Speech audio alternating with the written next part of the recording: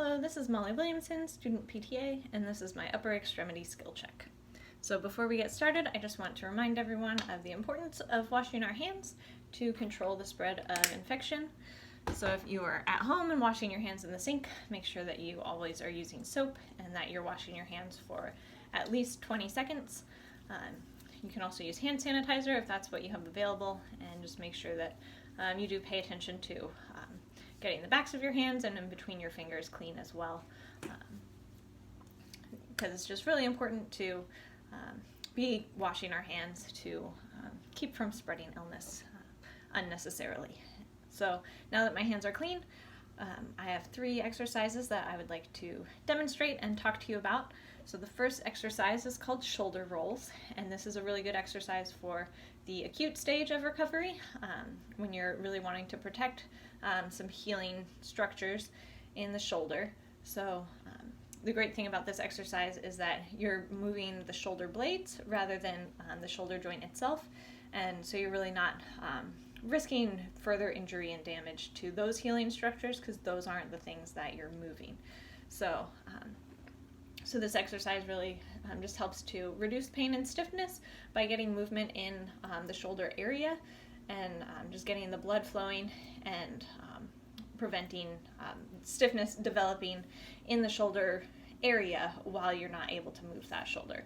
So this can really help patients to be more comfortable as they're healing, and then when you do get to where you want to move the shoulder joint itself, you're not having to deal with a really stiff shoulder blade on top of the difficulties you're already going to have with moving into just further along in recovery of an injured joint. So to do this exercise, you just want to slowly and gently move your shoulder blades up and then down and back. So up and then down and back. Just really slow, controlled motion. Just really doing gentle circles. You're not wanting to hike your shoulders all the way up to your ears, but just really staying within that range of comfort. You can keep your arms relaxed. You don't have to be moving those.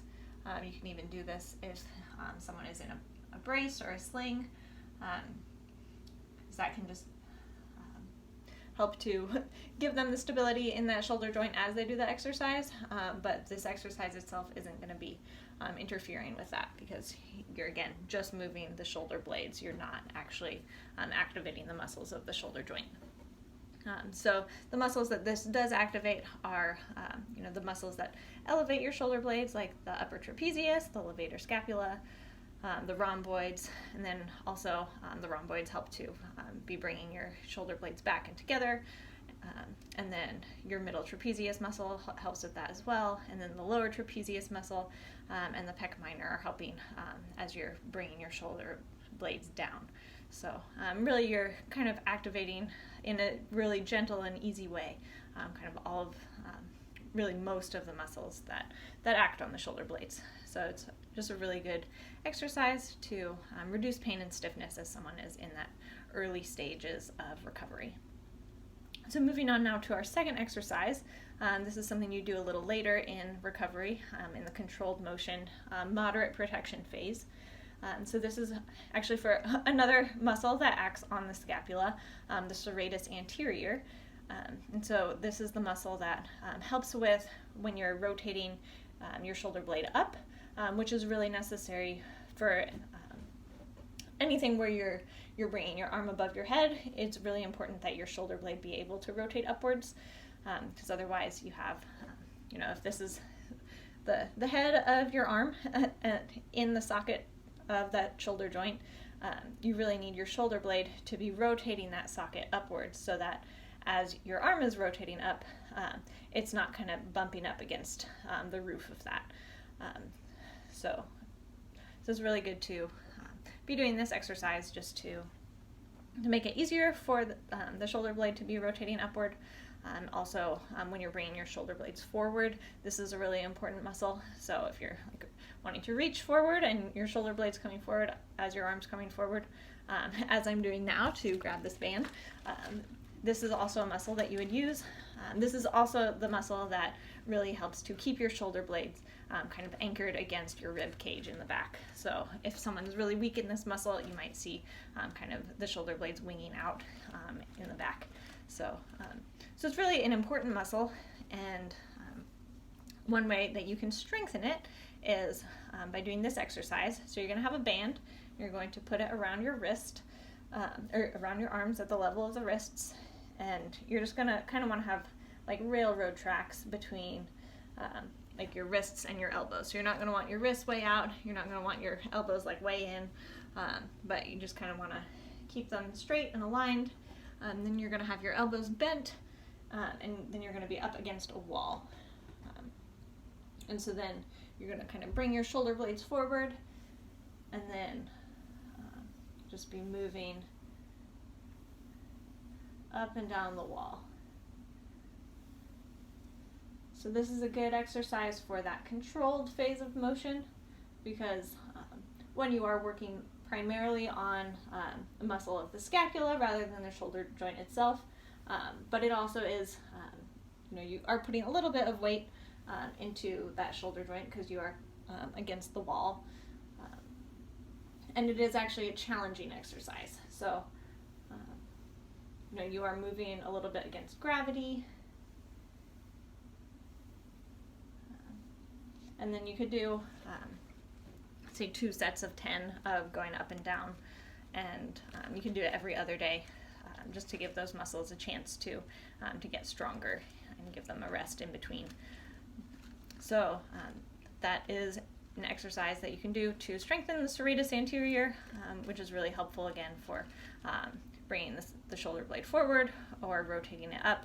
So anytime you want to be reaching forward or moving your arm up, or even like doing push-ups, like this is a really important muscle that helps with a lot of things. So that's one really helpful exercise to be able to do in the controlled motion of recovery, once you are able to be bearing a little bit of weight and being able to just work on strengthening that muscle. So our third exercise that I really want to share with you is an exercise that helps with your abductors, which are the muscles that bring your arm out and to the side. I'm in a little bit of a narrow space here, but if you're wanting to, reach out to the side and grab something, like if I were to grab this off of this little shelf, these muscles would be necessary to do that. So, also, along with some other muscles, these muscles are necessary anytime you want to throw something. You're kind of going to be needing those muscles to be able to do that. So it's a good exercise for someone who's in the controlled stage of recovery, who is able to, again, this is going to be against a wall, so there's going to be a little bit of weight possibly going into that limb and into that joint. So so you wouldn't want to do it with someone who's like just recently had surgery and is not able to go into that much of a range of motion. And we're also kind of working against gravity. We'll have the support of the wall, but we are still like working against gravity to move our arm up. So the nice thing about this is we do have a lot of control because we're doing it against the wall. So I have this. You can use like a folded up towel or really anything just to help reduce friction as you're going against the wall. But so to do this exercise, you would just stand with your affected arm next to the wall, and you want it to be going out to the side. And so you want to have it on something that will reduce the friction, and then you're going to have your arm be straight. And then you're going to just be using the shoulder muscles. It'll be mostly the deltoids and the supraspinatus muscle are the main muscles that we're going to be activating to bring the arm upwards. And we are actively using those muscles. So you can help a little bit by weight shifting with your body, but we are wanting to make sure we're engaging those muscles as we do this. So So it's a little bit easier than if we were just doing this without the support of the wall. But again, it is good for the controlled phase of motion because we are kind of going in a wider range because we are going pretty high up above the head, and we are starting to activate and strengthen those muscles in a little bit of a wider range. So those are my 3 exercises that I really wanted to share with you. And if you have any questions, please reach out and let me know. I would love to talk more with you about just some exercises you can do for the upper extremity. Thanks. Have a great afternoon. Bye.